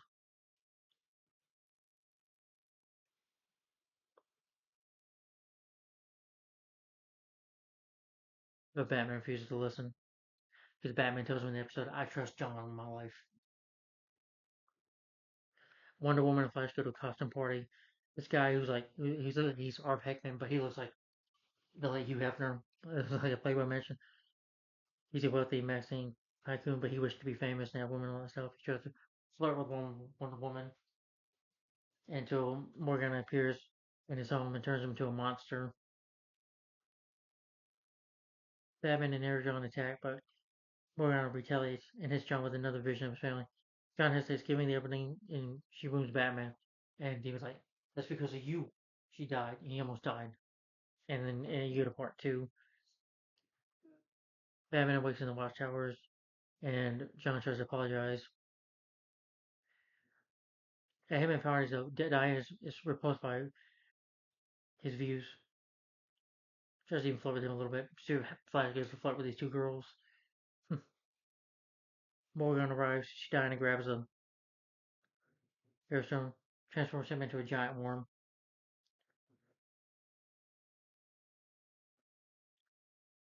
But the demon arrives. He even has an attitude with Diana, with Wonder Woman, and she even slaps him for it. Yeah, the demon character, Jason Blade, his demon character is a prick. At least I thought he was. The stone is locked up in the Watchtower's secret vault. Flash parasite the team on a mission. Seated.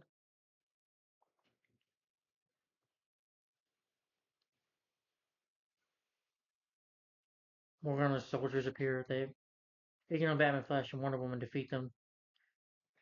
She's able to get the mind of John, and John goes to give it to her. He's about to hit and stun her until the League arrives. The League attacks. Uh, John Jones gets into a fight with the demon. He's even turned to stone. He defeats him, but John Jones breaks the stone, and Morgan and Anderson realizing that the fight is over, they disappear.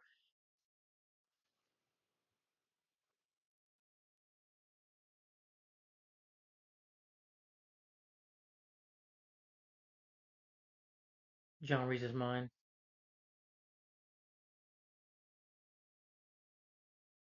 Jason takes leave, walks off to the fog, cursed to keep seeking Morgan until she's defeated. John hopes that he will find peace one day. The scene then shifts to Jason walking alone in modern times.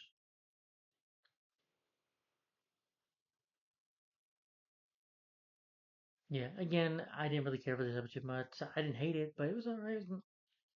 I didn't care for this. Honestly, I didn't like these episodes too much. I don't find the demon character Jason Blood very interesting. And the villainess, I didn't care for. So honestly, I thought it was a pretty lame episode. I didn't care for it. The story wasn't interesting. It was boring. I didn't really care for the story about this woman and her kid. Morgana she was a lame villainess in my opinion, and so was her son even worse. But the demon's a prickhead for a character. I'm like, yeah, he deserved to get his curse for being a dummy. But at least the best thing about this episode, though, that why I don't hate it or anything, is because of John Jones. By him, you see the memories past of his family and stuff, him wanting to be with his family, and I cared about that. Yeah, that was the most interesting part of the episode, in my opinion. That's the only thing I cared about. Yeah. I know it's DC and you say, well, it's dark. Yeah, of course DC's dark like that, but doesn't mean I have to care. Alright, guys. We only got just a few more here. Just two-part episodes, three-part, and I'll be done. Next is Metamorphosis, which I thought was a really good. Metamorphosis Part 1 and 2.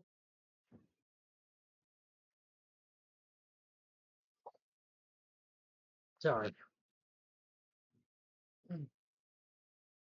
But I thought this episode was really good. Yeah, Metamorphosis, definitely one of my favorites. You have a character named Simon Stagg. And I don't know too much, but I know he's been in the Beware the Batman episode. If we play Batman Arkham Knight, he's in that episode because Simon Stagg is a villain because he helped Scarecrow in that create his toxin in Batman Arkham Knight. But in here, Simon Stagg shows these group of investors of a recent industrial accident suffered by one of the oil rigs that happened. He has a metamorphosis scene. Is a genuinely mutated human able to survive under whole conditions. Stagg says he has the perfect theory and only waiting a human subject to test it, but the investors are skeptical and they demand proof. He's like, I'll give you proof. I'll give me a test subject. You have this computer trained status gopher and henchman Java is carrying a briefcase of the chemicals, which, a tradesman takes away from him. That does not let us out, but an attendant takes away from him. You have this one character named Rex Mason who's on the ship flirting with a woman, but they're about to crash. Green Lantern saves them, and he found out him and Green Lantern were friends. That they were in the Marine Corps together. He's like, "Why join a different corps?" While Mason, became a successful businessman. Security even has a beautiful new wife, or beautiful fiance. He chose to be Green Lantern.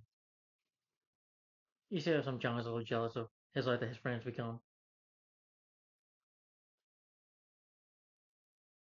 Rex invites John back to his apartment for a drink. They have a drink. They just talk about old times, and he sees his lovely fiancee, Sapphire Stagg, who was the daughter of Simon Stagg. Rex says that they're in love. They never kept the relationship a secret. That they have kept the relationship a secret. John receives a call from Batman, who's investigating the crash. Discovers that the trace of the museum. John confronts Rex about it, and he's like, okay, he just goes away. Rex confronts Simon about the chemicals. He tells him not to worry because these are illegal.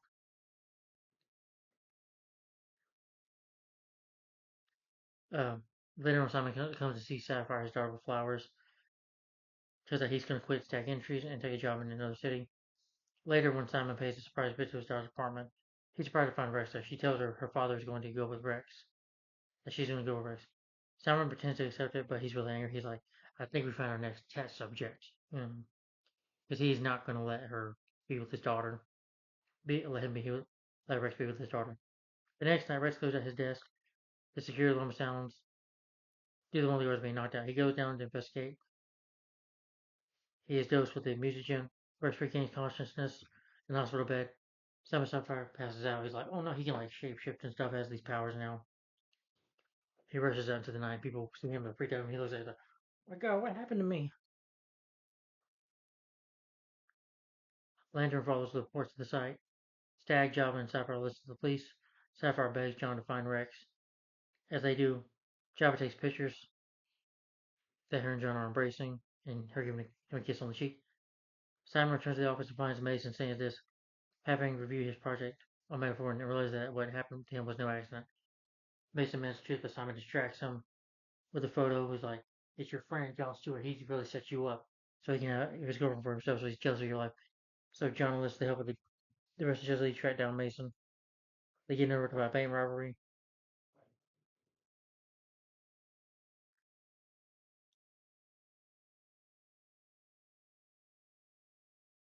John gets distracted thinking about Mason and stuff.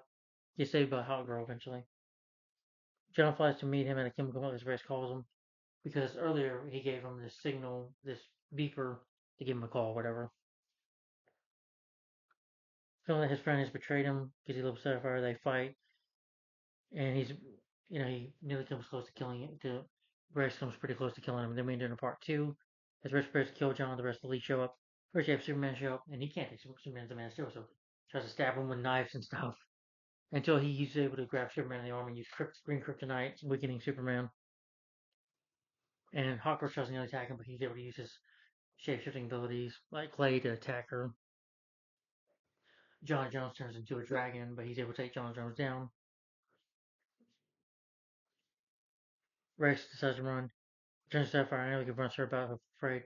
She's shocked and anxious, like, you idiot, that's not true, and slaps him out of it. Rex rushes out again, realizing that Simon played him. Simon shows his investor the Battle of the Justice League, which him and Java recorded.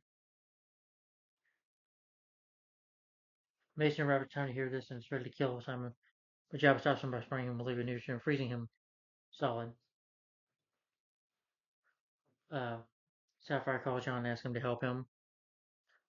And she tells him, hey, well, you know what? John is actually, John, Bryce is actually jealous of you because you're a hero and you've done all these great things. He watches you on TV and he embraces that. He looks up to you. And John is like, wow, surprised by that.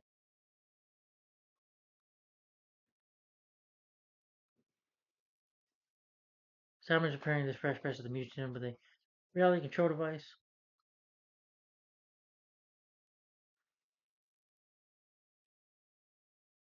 He smashes the control with the headset, causes Simon to scream and collapse. The Kimmel comes to life, forming a huge lumbering monster, which gets into the mind of Stag. John and Batman arrive at the lab, finding both Stag and Mason. Mason apologizes for his rampage. First, they don't trust him, but he was like, well, I'm watching you. Superman, Hot Girl, and John Jones try to stop the creature, but it's too resilient. They can't really stop the creature. Until Mason, knocks out John, saying he's going to stop the creature. Jumps right into him, right into the mind of the monster, destroys the monster.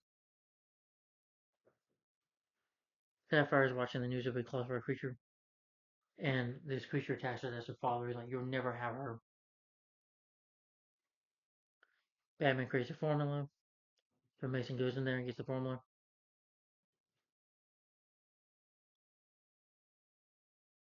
Grabs Sapphire, John wakes up just in time to see her fall and catches her.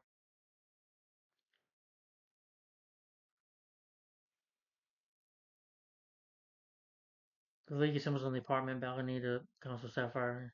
Bryce was a true hero. But it reveals that Lex was actually alive and unscathed. Wouldn't want to do that again, that's what he says.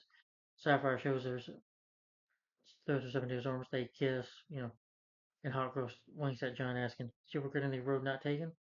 Seeing the happy couple, John replies, what do you think? And then the episode ends there. So, good episode. I like Stag. I like the character of Rex Mason. Had a pretty good voice casting here. For guess you have to like Tom Sizemore. He passed away last year. I think it was last year. You've probably seen him in movies like I think Natural Born Killers, Enemy of the States, Saving Private Ryan, Striking Distance with Bruce Willis. But great actor in my opinion. Oh, and Lockup. I think he was Lockup with Stallone. You have the late Richard Moll who voiced Two Face in Batman the Animated Series. He voices Jabba. Earl Bowen voices Tom Stag. I don't know who that is, but I'm gonna look him up. It's really quick. Okay, well it says he voiced Rhino from Batman the Animated Series. Oh, he was Dr. Peter Bone in the first film. Okay, so wow. Now I recognize that voice. They didn't say it, but again, good episode. That was Metamorphoses. Really one of the best episodes of the show, in my opinion. Alright, guys, we're on the last episode now, which I just watched today. We're almost done. We're almost done. I'm getting there. I'm getting there. That is The Savage Time, Part 1, 2, and 3.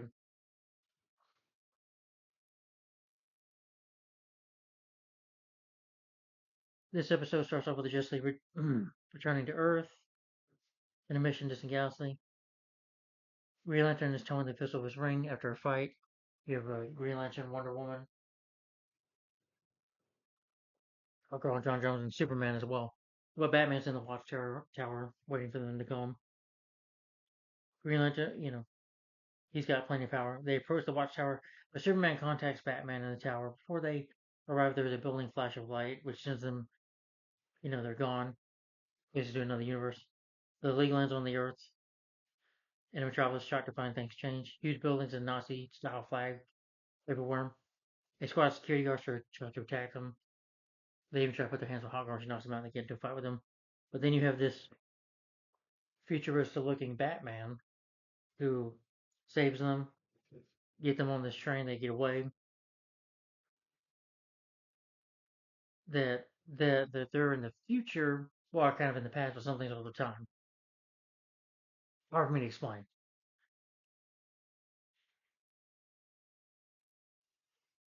But like Green Lantern's ring shielding them from the effects in this timeline. Bruce Wayne's parents were executed as sins by the. He tells them that Rich Time headed by the Vandal Savage, which they lost the war.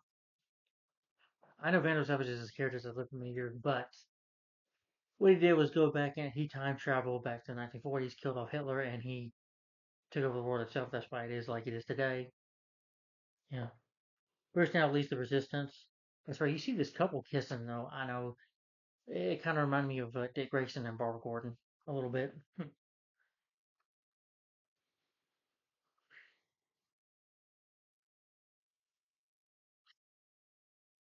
But Bruce leads the resistance against the regime.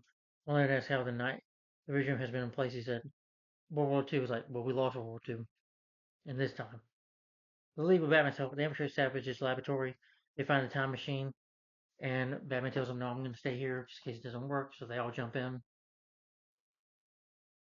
Looks pretty creepy when they jump in that the black hole, this time machine.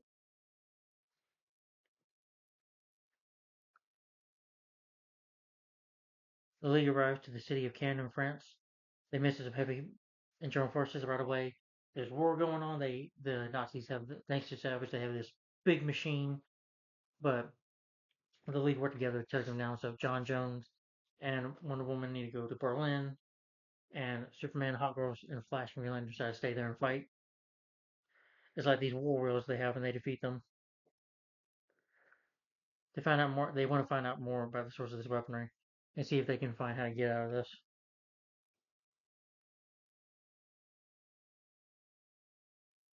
In Berlin, though, you have Phantom Savage. They found dismiss the story. He's got like this glove that can shock you to death. As Diana and Jar Jar push Berlin, these American spies steal a German Shepherd. This is actually you meet Steve Trevor. He's about one of them catches him when he almost dies. He's like, "Oh, I must be in heaven. Am I dead?" He's like, "No, you're not." And gives her a kiss on cheek close to Wonder Woman. Because I think Steve Trevor was like in the 1940s, like brought Wonder Woman was the first man or one of the man on to end up in Themyscira. And basically, she goes with Steve while John John goes to find this weapon. She, this German code expert, they can crack the communicator, be able to listen in and find out when this. They're trying to find out when this invasion is for. Wonder when John Jones surprised to hear the Savage, the dictator from the future, is he current further. He decided to change his weapons to suppress the High Command so much they made him their new leader. Wonder sends the company to protect Steve, but John continues on interested in German's Central Command. On the battlefield, though, they save some of the soldiers. Hart goes to help Lantern, but his ring gets knocked out. His ring gets out of power, and he's just running. And he's almost got to get killed. Then we get into part two. The Allied forces are under heavy attack while trying to withdraw their forces. In part two, uh, Superman, Hawkgirl, and Flash they work hard to investigate the truth. Flash is opposed to what Hawkgirl's done. He's like, "Why did you leave him?" I'm like, "I had to look. I had to help them." He's like, "You couldn't have just left him." He's trying to run and find Geo because Geo is his best buddy. They'll be good friends, and he, of course, he cares. Tries to find him, but he's hiding from the enemy. Instead, John gets to kind of be in the Marines again. He fights this guy off. You know, as Superman and Hawkgirl work together, though, a new threat arises. A fight of a machine on a suffering sun. Sorry, they fight these planes, and they're aided by the Surprise. They're called the Blackhawks. The Blackhawks introduce themselves as a team.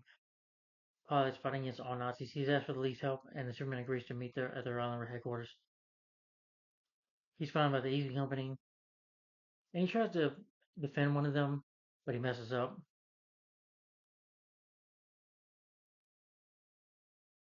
Sorry.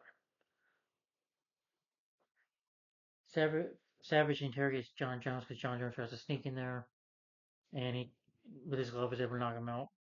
Doesn't care John in his laboratory. John assumes that Savage, like himself, is from the future. Savage explains his laptop was sent back to time in his future self. On a message from the old Savage, explained that he realized that World War II was the best opportunity for him to achieve world domination, which he wants to do. Eventually, John Jones is get tortured, but John Jones is able to get his torture, tie him up, and like I said, he's a shapeshifter, is able to get out. Stephen Wonder Woman wait for his contract, Ernest, but he says that you fool with her is like, why did you get food all the time like this? Like there's a bit of flirtations going on with them.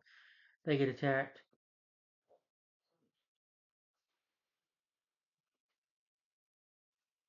Even didn't have special powers. Him and Wonder Woman even shares a kiss with Wonder Woman.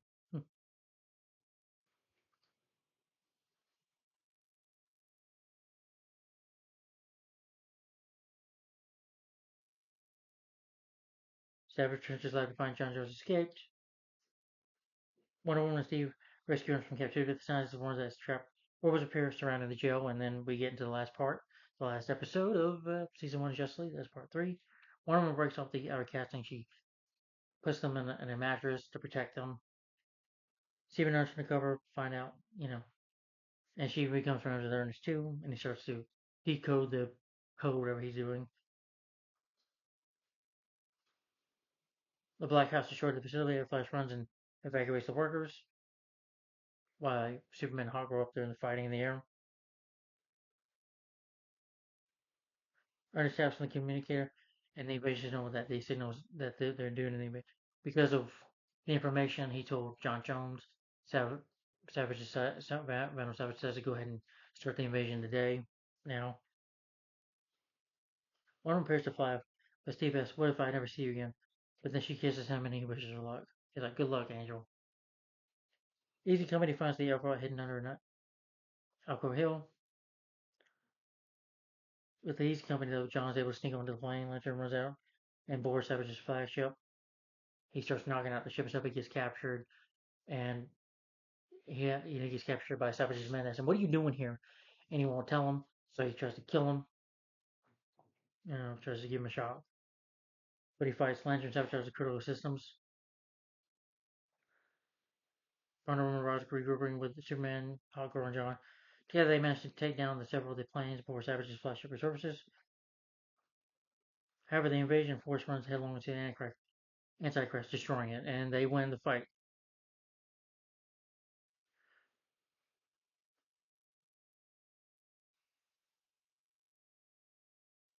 Savages goes down under the water. With him gone, the invasion turned out Germany, but the reimagined planes are set beyond the Black Hawks. Their job is done. The League flies back to Europe. Back in Berlin, Savage's defeat, they apparently get off. They want to bring back their leader, Adolf Hitler. Yeah, the leader's back in the prison just before the town collapses. Batman goes like, Superman hugs him like, Batman! It's like, we'll tell you later. Superman's also really that he hugs him.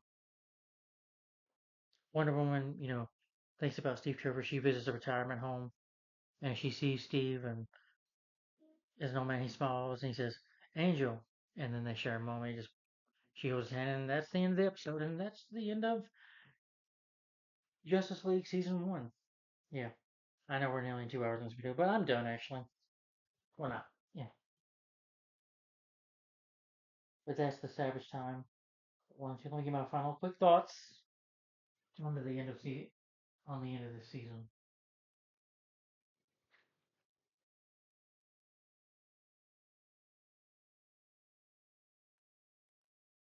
But Justice League Season 1, I love this show. I didn't like the night the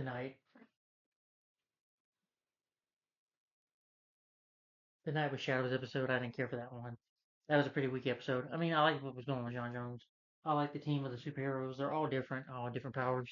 Like Superman, Batman having powers, but he still is not the character. Batman is still my favorite DC character, regardless. Because he never gives up on a fight, never scared of to even get into a fight. Yeah, only the Justice League he won't fly, but he does use his batarangs or bat rope to get around, to fly around, or grapple. I mean, not grapple, but do flight. But still, a lot of good action here. A lot of great episodes in here. I like how they brought Aquaman. A lot of good voice guest appearances as well. Like I said, Eric Roberts was great. James Remire was great. Yeah, I really Powers Booth. Really some great voice casting here. Some good villains as well that they face. Good action. Very entertaining. A lot of the episodes, except for the Night with the Shadows episode, didn't care for that one. I do like what was going on with John Jones and seeing if he can get back to the family. You see how he felt for John. Especially John Jones. You feel sorry for him because he lost his family. He lost his family. And Superman can understand that too.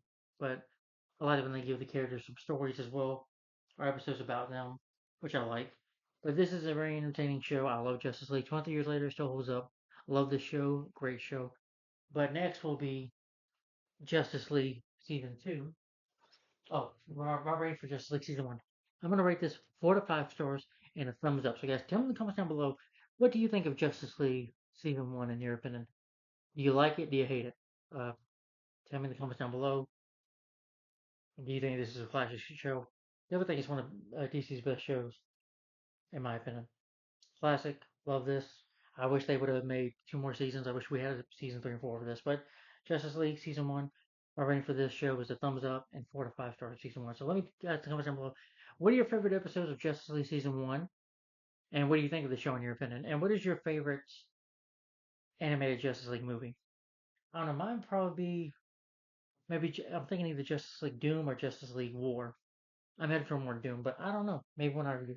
But anyway, we got 1 more season to go. Yes, I'm not talking about today. Heck no. Also, guys, I'm planning a Christmas review. I know we got what 1 more week until Thanksgiving, and then we get in December. I think we'll get in December on